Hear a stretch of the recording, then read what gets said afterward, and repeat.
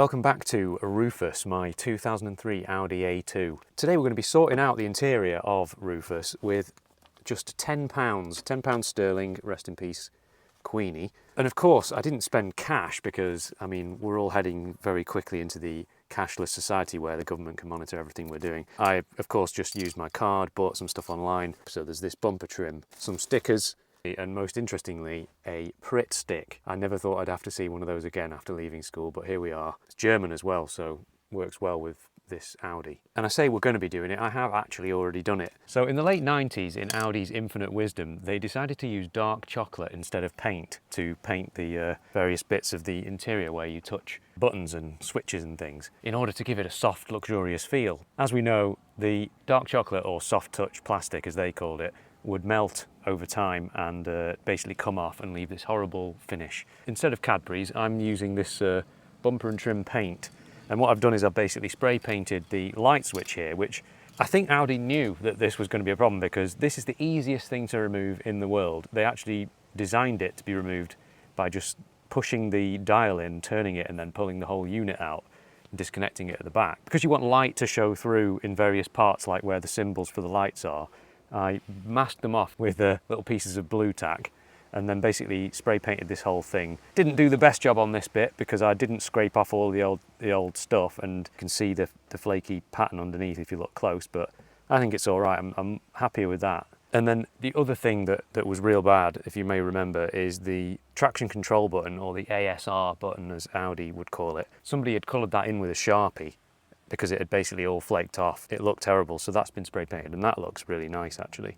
Because it's such a common problem with these cars, any Audi of this era, because the same thing happens on the climate control buttons, there are people that basically make these stickers that you stick on top of the climate control buttons to actually make them legible. It's a little bit finicky to get it exactly right, but I think I've done an all right job. Some of the edges are sort of still showing through where it's white, but you want the light, the red light from behind, to shine through, and it does through the little white section, so you can still see them at night as well. Last but not least, we are brought to the humble Pritt stick, which is a glue stick that, you know, when you're a kid you use it to stick various bits of paper and cardboard together and make some nice little art projects. But apparently, according to the Audi A2 forum, by a couple of little random posts I've seen, amongst all the ones saying that your whole headlining has to be replaced when it starts to fall down, were a couple of people saying that they used a Pritt stick and 2 years later the headlining is still staying up.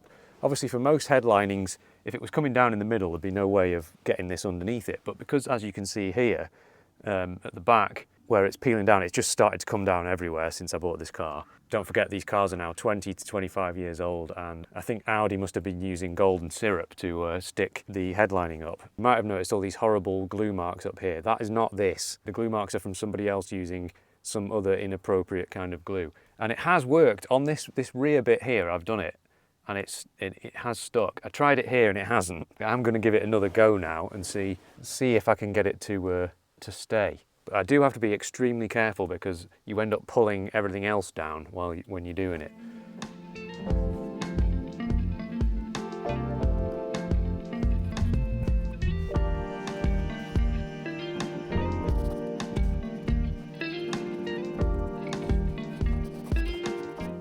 Et voila.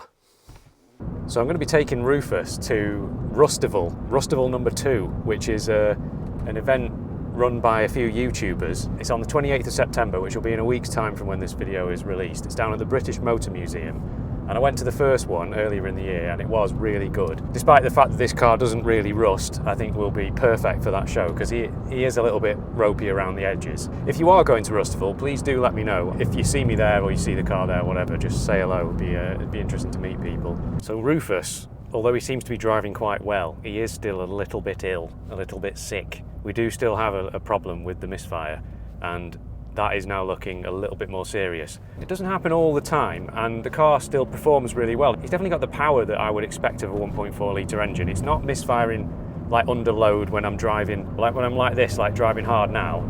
I can actually feel the engine kick in. I did a compression test on the engine on the cylinder that keeps coming up as the issue, and it is low.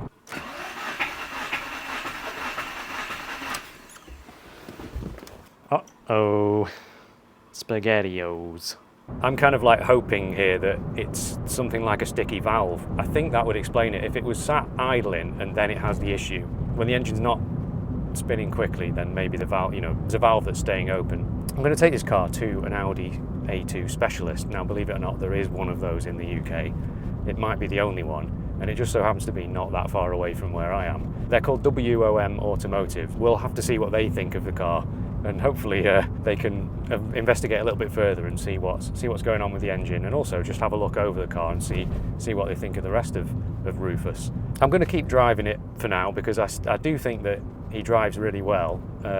It's just that sometimes this flashing engine warning light comes back and the ECU is complaining of a misfire. The channel is about to hit 5 million views, which is absolutely crazy. Never thought we'd get anywhere near that sort of numbers. Thank you to every single one of you who has watched a video or subscribed or liked. And yeah, thank you very much for watching. See you in the next one.